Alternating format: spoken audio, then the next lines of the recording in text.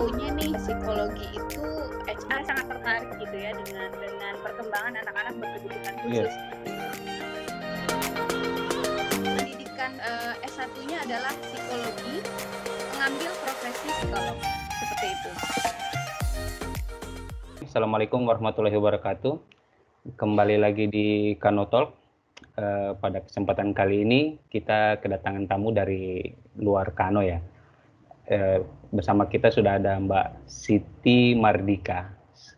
Ya, Selamat pagi halo. Pak Siti. Iya, Ya, selamat pagi. Halo teman-teman Kano.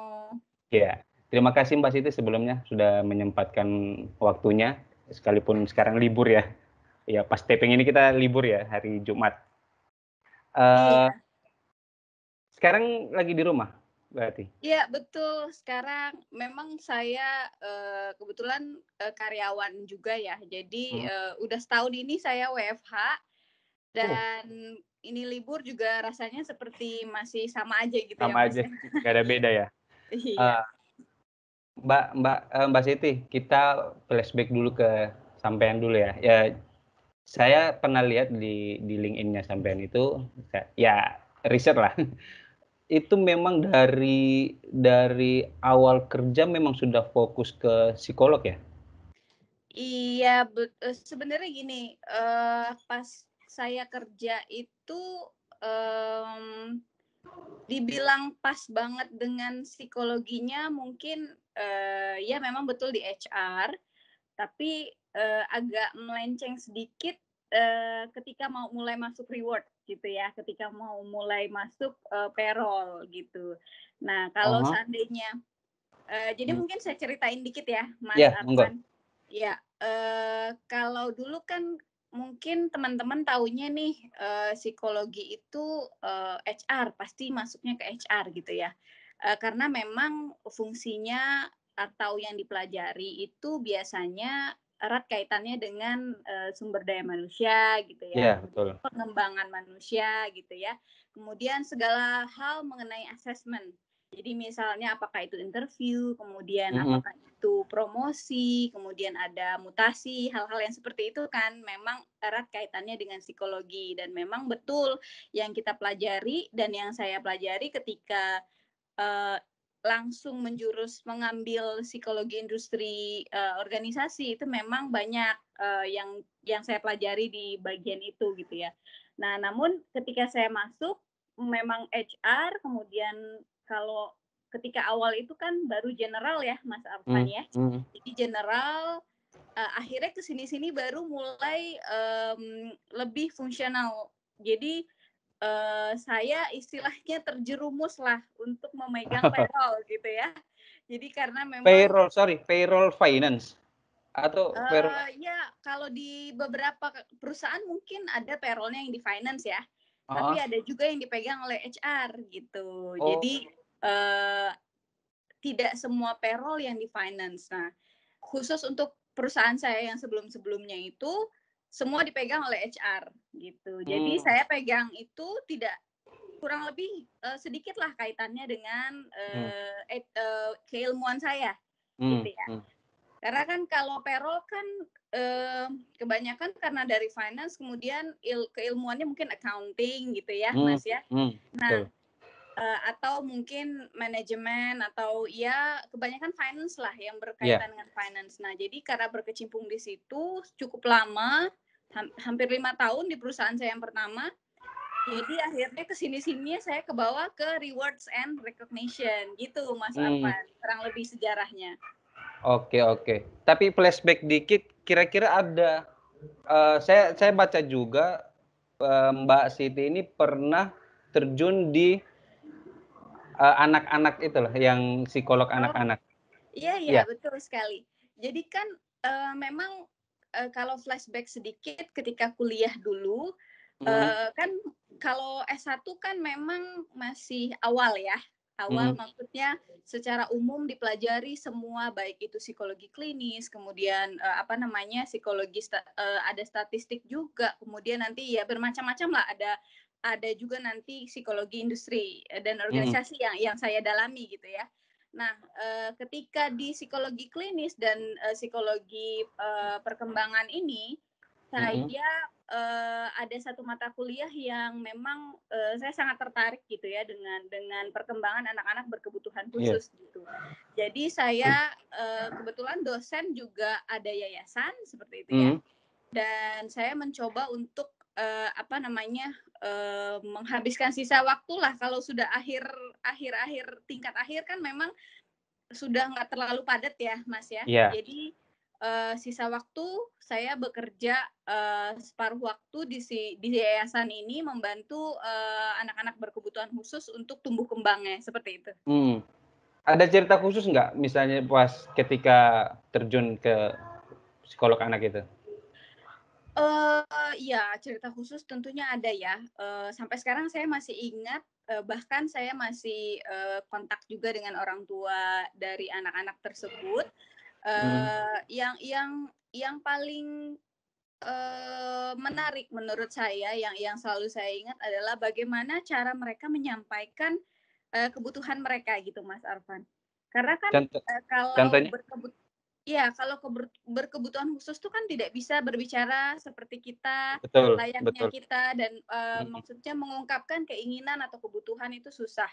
Betul Jadi kita sebagai orang yang di luarnya gitu ya, apalagi ibunya, mungkin ibunya sangat-sangat paham. Nah, kita sebagai waktu itu sebagai yang membantu mereka untuk melatih mereka untuk bertumbuh kembang, itu harus betul-betul paham gitu kondisi anak yang seperti A, B, C itu unik gitu kan. betul. Dan bagaimana memahami mereka pola komunikasi mereka itu yang tidak semuanya sama. Jadi masing-masing anak ada yang terlambat berbicara, kemudian ada Betul. juga yang kemudian fisiknya juga tidak sempurna seperti itu ya. Jadi juga Mhm.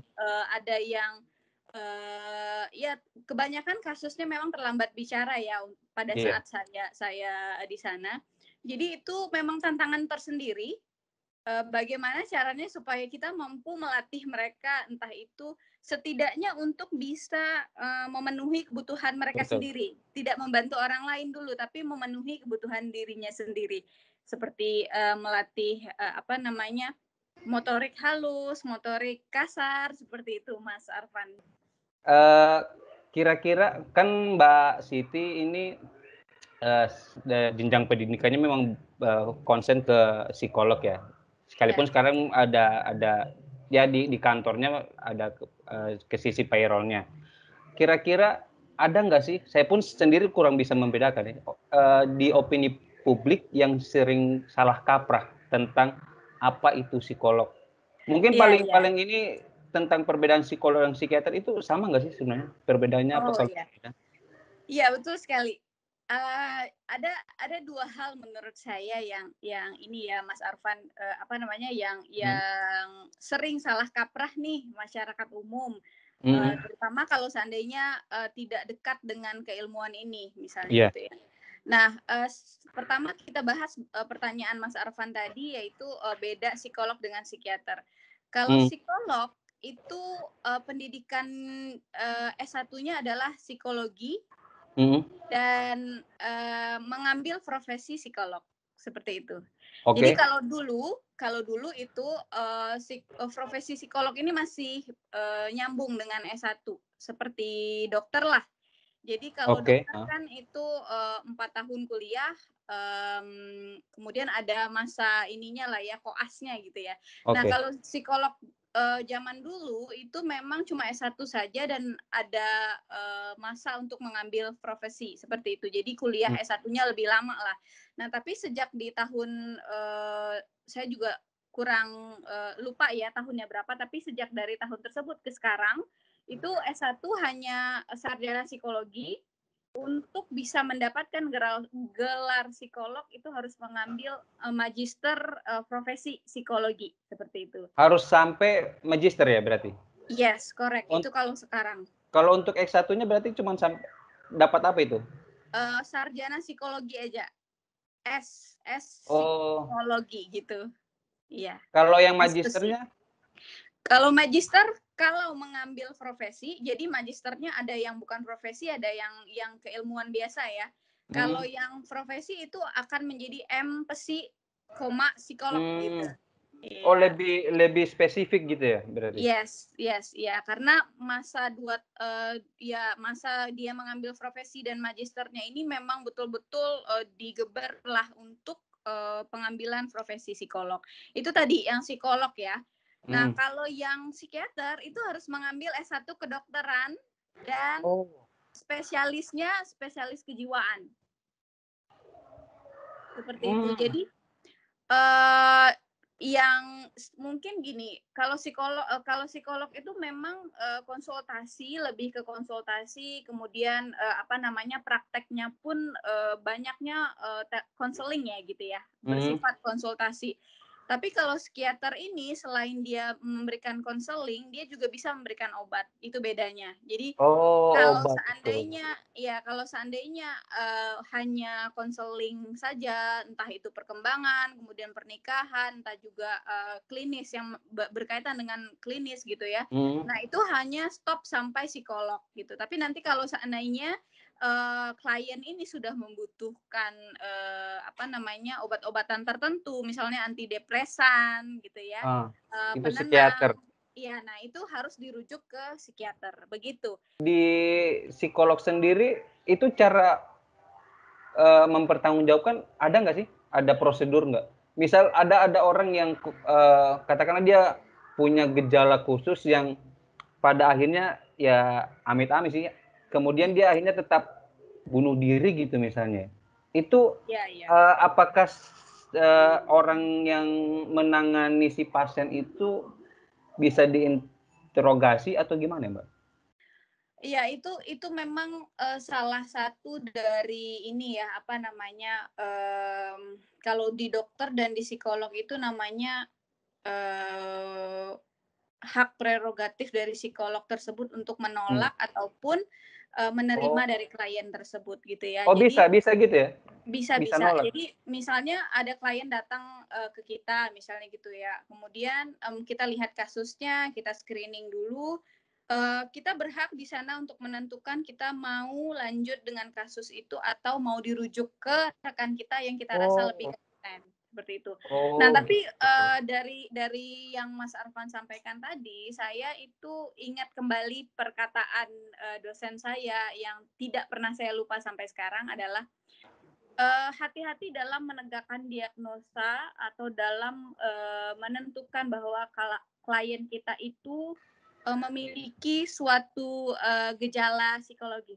Kalau psikologis itu lebih ke menegakkan menegakkan, apa namanya, suatu keputusan psikologis itu, dampaknya sangat panjang. Jadi, harus berhati-hati betul, jangan sampai terjadi malpraktek yang seperti Mas Alfan sampaikan. Jadi Mhm, kalau kita tidak sanggup, atau kita merasa apakah A atau B, ketika ragu, psikolog betul. juga biasanya berdiskusi, dengan, tim atau dengan, rekan yang dirasa memang kompeten dalam bidang tersebut, seperti itu. Betul. Memang, itu berlaku umum kan sebenarnya, bahwa diagnosa yang tepat itu akan menentukan penanganan yang cepat juga, Iya, iya, apapun iya. itu kan sebenarnya. Iya, iya, betul. Ah, kalau bicara dengan kerjaan yang sekarang, Mbak, ya, itu Iya. sampean lebih konsen ke payroll ya sekarang? Atau masih ada hubungan dengan Kalau sekarang sudah bukan di payroll ya, kita sebutnya reward and recognition ya. mmm, Kalau reward itu lebih ke bagaimana kita, memberikan kompensasi dan benefit yang tepat ke karyawan. Jadi saya mengkaji, benefit-benefit baru nih, misalnya, sekarang, contohnya ya, sekarang kan udah work from home nih. mhm, Jadi sepanjang work from home ini kira-kira apa ya benefit baru yang mungkin bisa kita berikan ke karyawan. Kemudian kita, buat proposal dan harus disampaikan kepada, pimpinan perusahaan mmm, seperti itu ya. Nah itu semua, banyak hal lah, yang harus, kita perhatikan ya. Nah benefit-benefit seperti itu yang akan kita kaji secara mendalam, dan itu tidak tidak luput juga dengan, apa namanya, memperhatikan bagaimana kesejahteraan karyawan lah di perusahaan. mmm. Itu parameter yang digunakan apa, Mbak? Kan WFH Eee, tuh. WFH gimana, sampean ngukur itu maksudnya ngukur karyawan yang layak dapat benefit atau cuma menentukan benefit apa yang cocok untuk WFH ini? oh Atau seperti iya, apa? iya secara detail banyak sih hal-hal yang seperti itu. Kalau parameter yang digunakan apa, kita kan punya komunitas nih. Komunitas misalnya, financial compensation and benefit dari financial, and banking di seluruh Indonesia. Mhm. Kita ada namanya komunitas itu dan melakukan survei juga di situ, dari hasil survei nanti ketahuan, saat ini tren market itu adalah, benefit A, B, C, D misalnya gitu ya. Untuk saat ini nih misalnya Benefit ketika seperti apa maksudnya, Mbak?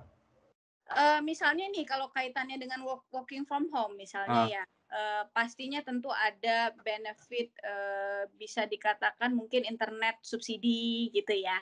Kemudian ada juga oke. misalnya, apa namanya, kita bisa juga mungkin, mmm, working, arrangement yang berbeda, misalnya flexible working arrangement, misalnya dari yang tadinya kita kaku dari jam 8 sampai jam 5 itu Mmm, mungkin bisa jadi, lebih fleksibel karena kita di rumah gitu ya.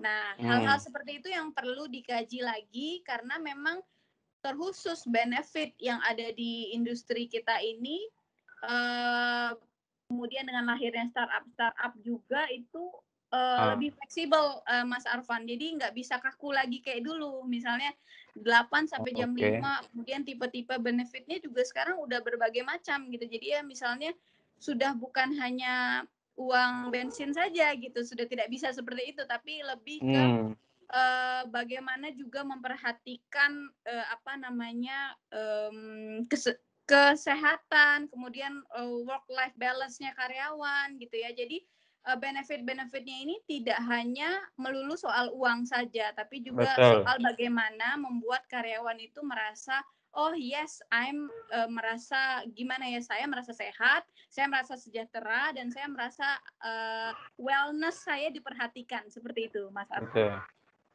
Oke, tapi itu kan yang berhubungan dengan cara kita memotivasi, para pekerja ya, khususnya di kantornya, Mbak Siti. Ya. Kalau misalnya berarti sudah tidak menangani hal-hal yang, sifatnya berupa case-case gitu ya, misalnya terlebih kalau kita bicara pandemi ya, stressing-nya itu kan tinggi, momen apa, kejadian-kejadian seperti itu. Itu ada tim khusus nggak yang untuk menangani hal-hal seperti itu? Kalau tadi kan memang untuk Mhm. mendorong mendorong orang untuk Iya, iya. lebih semangat. Gimana kalau Mhm. misalnya case-nya itu orang stresnya itu beda gitu? Oh, terusus untuk, perusahaan saya yang saat ini, kita punya in-house clinic ya. Jadi in-house clinic ini selain ada dokter umum, itu ada psikolog gitu ya. Mhm, Eee, tapi sudah bukan saya, karena saya kan sudah megang project gitu ya. Jadi, mmm, kita punya psikolog khusus gitu ya, Mas, ya.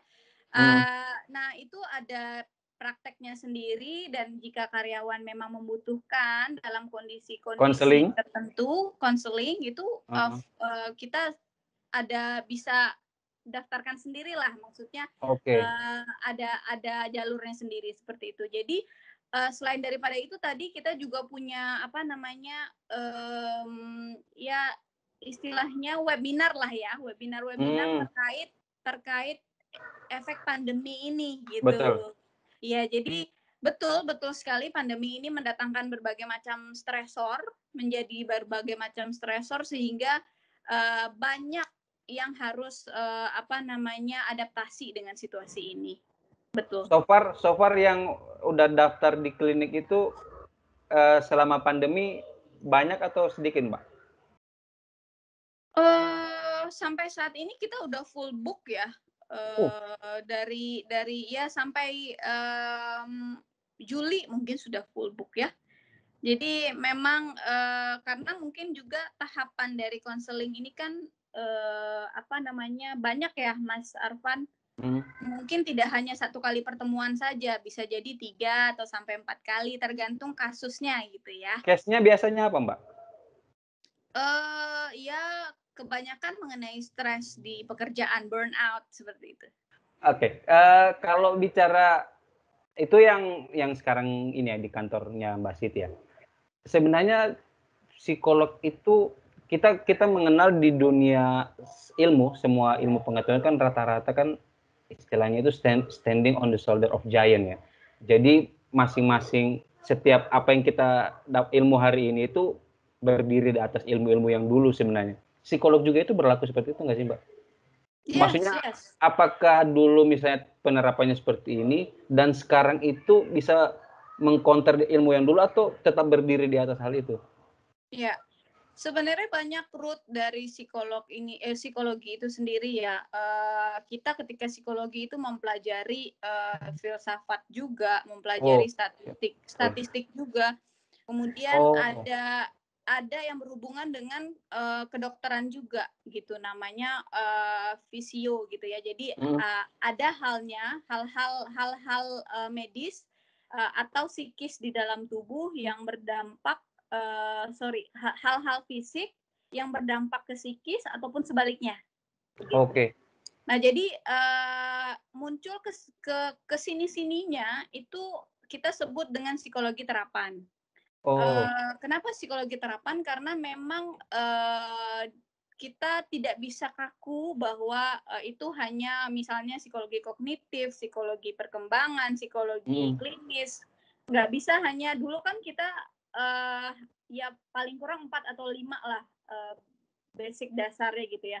Nah, kesini-sininya itu muncul psikologi terapan gitu ya. Nah, dari psikologi terapan ini itu banyak ilmu-ilmu baru, tambahan-tambahan baru lah yang saat ini masih dikaji dan masih diuji, masih banyak penelitian juga di situ. Apakah memang ini ada nih kaitan-kaitannya, benang merahnya di mana gitu, Mas mm, Arfan? Karena case-case baru bermunculan gitu ya, terkait juga dengan misalnya sekarang kan zaman teknologi semua ya, betul, serba teknologi gitu ya. Nah itu kan dulu belum ada tuh betul, psikologi-psikologi yang banyak lah kaitannya dengan hal-hal psikis karena teknologi gitu. betul. Nah sekarang itu makin didalami, makin makin banyak penelitian ke arah situ gitu. Jadi sudah tidak tepat lagi, mungkin ilmu basicnya masih kita pakai, Mm. tapi harus dikembangkan lagi seperti itu. Sesuai dengan case-case yang ada sekarang ya. Iya betul. Dulu ya tools-tools pembantu itu tidak menyebabkan mengganggu psikis ya. Kalau sekarang kan tools-tools yang membantu itu kayak handphone itu punya efek sendiri terhadap Iya, psikis, iya terlebih betul, anak kecil. Oke, betul. Mbak, mungkin ini kita mau closing. Ini saya mau nanya tentang saran sampean ya. Kita ada beberapa fakta yang saya pernah baca di buku itu. Dulu itu dia angkanya saya lupa ya, angkanya. Cuman yang jelas dulu kalau dibandingkan selama Perang Dunia Kedua itu jumlah orang meninggal itu ya sekitar berapa juta lah selama Perang Dunia. Katakanlah yang paling dekat Perang Dunia Kedua. Makin ke sini jumlah orang meninggal itu beragam, tapi lebih banyak. Salah satu penyebabnya itu ya mungkin kalau secara jasmani gula ya, konsumsi gula yang berlebihan sehingga banyak yang. Tapi ada fakta lainnya yang menarik adalah orang yang bunuh diri, stressing. Padahal ini kan tentu paradoks ya. Kalau dulu orang stres sampai bunuh diri ketika perang dunia itu wajar. Bukan wajar sih, maksudnya kayak stresnya kan jelas ya, traumatis ketika dengar pesawat di atas, bom jatuh, itu menimbulkan trauma dan akhirnya ya melakukan bunuh diri, itu masih bisa dinalar. Kalau sekarang kan eh, zaman semakin mudah gitu ya, tapi tingkat orang bunuh diri tidak sedikit. Iya, Dalam artian memang si penyakit psikis ini dan problemnya adalah kita tidak bisa melihat orang ini iya, sedang sakit atau gimana. Dan iya. mungkin dia sendiri pun tidak tahu dia ini sedang sakit atau gimana. Tiba-tiba aja dia kayaknya aku harus berakhir deh. Nah, kira-kira saran sampean sebagai seorang psikolog terhadap case seperti itu gimana? Iya, betul sekali Mas Arfan, sekarang itu sangat tren ya, terutama kalau seandainya, mungkin kalau pengamatnya Asia Timur lah ya, negara-negara di Asia itu biasanya, quote and quote ada namanya budaya harakiri ya, terutama kalau di Jepang Oh. ataupun di Korea seperti itu. Nah, itu akan melebur di budaya kita, sama halnya dengan kondisi-kondisi yang saat ini itu banyak menyebabkan stres gitu ya. Nah, kalau seandainya ditanya apa peranan kita di sini untuk kasus-kasus yang makin banyak dan marak itu mengenai bunuh diri, yaitu seperti ini. Kita harus paham betul mengenai kecerdasan emosi kita, seperti itu ya. Mungkin kita nggak bisa berperan banyak untuk orang-orang di luar sana yang tidak bisa reach out ke psikolog gitu ya. Tapi sebagai kita, kemudian kita punya keluarga, kita bisa mulai dari sana gitu ya. Apa fungsi dan peranan dari kecerdasan emosi ini sendiri adalah kita tahu nih stage kita saat ini di mana. Karena sebenarnya stres itu tidaklah buruk. Stres itu, kondisi stres itu adalah bagaimana supaya kita bisa beradaptasi dengan lingkungan kita gitu ya. Tidak mungkin kita tidak stres. Jadi ibarat kata nih misalnya kita ada stresor. Stresor ini membuat kita stres. Stres itu adalah situasi yang kita tidak mampu handle, kita tidak inginkan, kita tidak sukai. Kemudian datanglah kita sebut sebagai stresor. Ini makin kelamaan kalau bertumpuk menjadi depresi gitu ya. Nah, depresi inilah yang mengarah ke kalau seandainya sudah sangat berat ke arah ke bunuh diri tadi. Nah, singkat cerita, kita kenapa saya membahas kecerdasan emosi ini? Ketika kita tahu nih, okay, I'm stressed now, gitu ya. Ketika saya stres, itu akan jadi bagaimana setelah ini? Setelah ini adalah saya harus runut dulu nih A, B, C, D yang membuat saya stres. Kemudian setelah itu apa yang bisa saya lakukan dari situ?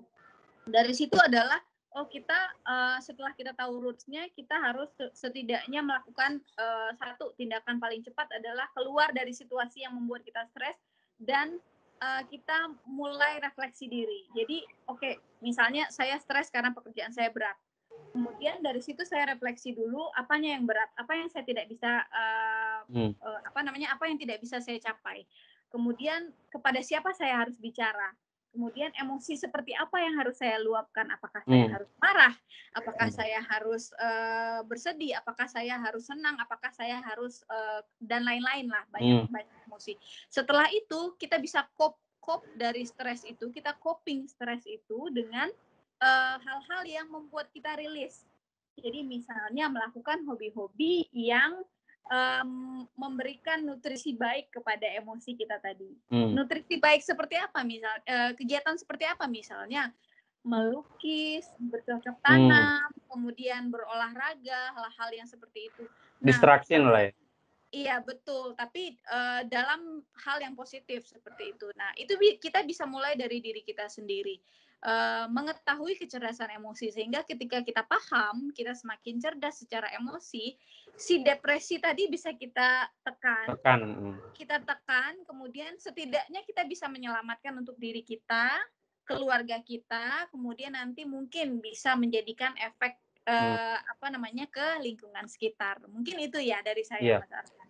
Itu kan nasihat untuk bagaimana cara kita menghilangkan stres ya. Kalau misalnya Mbak Siti berandai-andai lah, kira-kira best practice-nya, jadi gini, memang kan penyakit psikis ini mirip-mirip dengan pandemi yang kita hadapi sekarang ya, corona. Maksudnya kita tidak bisa tahu nih orang sekalipun kalau corona masih bagus ya, masih ada gejala ya.